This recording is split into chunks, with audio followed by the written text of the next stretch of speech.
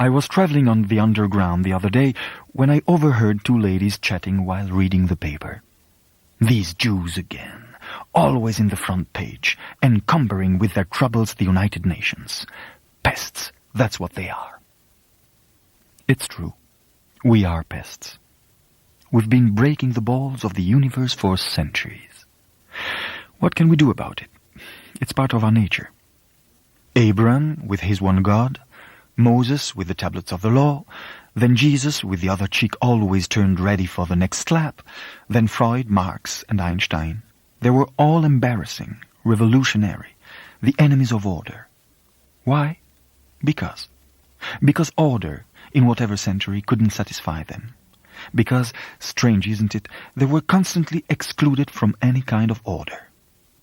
Let's talk that over again. Let's look into it a bit deeper. Let's change the world to change our destiny. That was the destiny of my forefathers. That's why they've always been hated by all the paladins of pre-established order.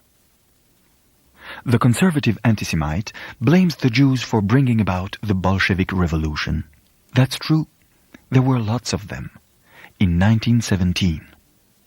The progressive anti-Semite blames the Jews for owning Manhattan, for being administrators of capitalism.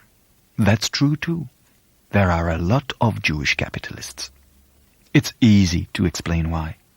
Culture, religion, ideas and ideals on one side, and wallets, warrants and bonds on the other have been the only movable values, the only homelands possible for those who had no homeland.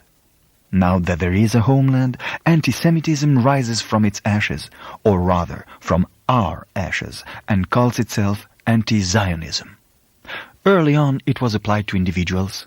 Now it's applied to an entire nation.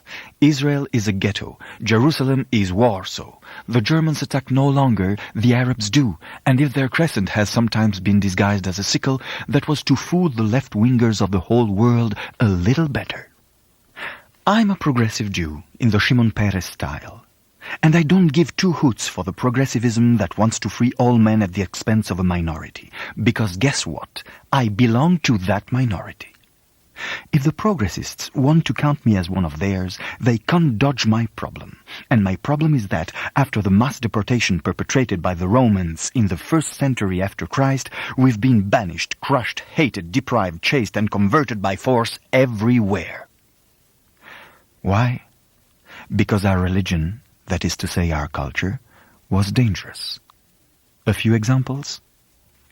Judaism was the first to create the Shabbat, the day of the Lord, that is a compulsory weekend. You can imagine the joy of the pharaohs, always one pyramid late. Judaism prohibits slavery. You can imagine the sympathy of the Romans, the greatest importers of free labor in the ancient world. The Bible says that the earth belongs to God, not to man, and there's a law based on that. It's the law of the automatic extinction of rights of ownership every 49 years. You can imagine the reaction of the medieval popes and the empire builders of the Renaissance.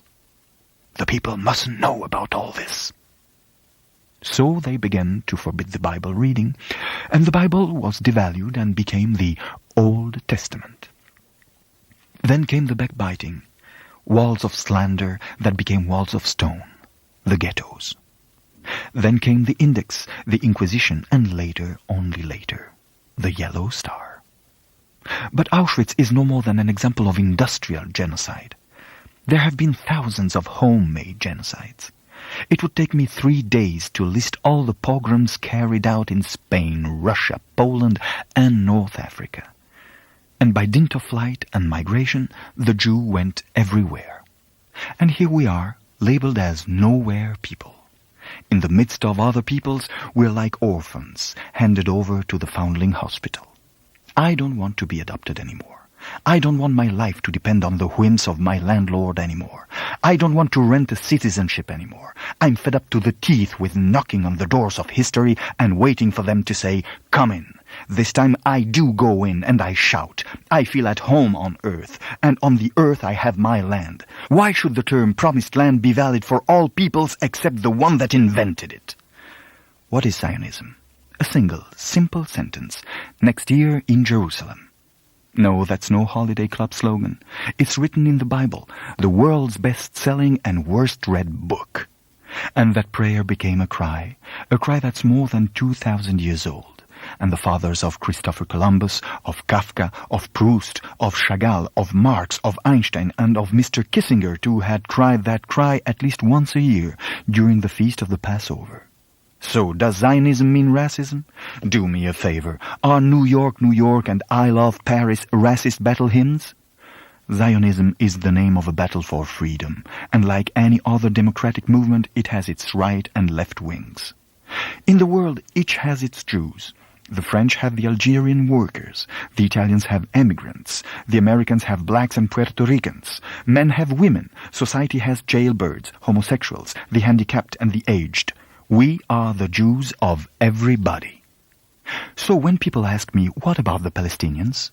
I answer, I am a Palestinian of 2,000 years ago. I am the oldest oppressed person in the world. I'm willing to talk it over with them, but I'm not willing to surrender the land I worked, all the more because there's plenty of room for two peoples, two nations out there. We've got to fix the borders together. For 30 years, the whole Zionist left wing has been looking for Palestinians to talk to.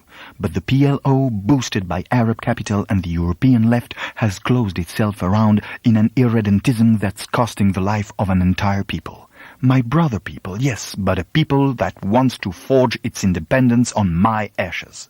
The PLO charter says only Jews who came before 1917 will be accepted in the new Palestine.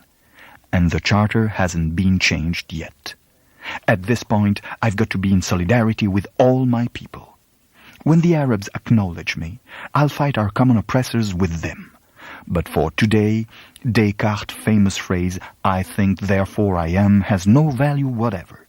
We Jews have been thinking for the past 5,000 years, and we've still been denied the right to exist. I'm sorry, but today I'm obliged to say, I defend myself. Therefore, I am.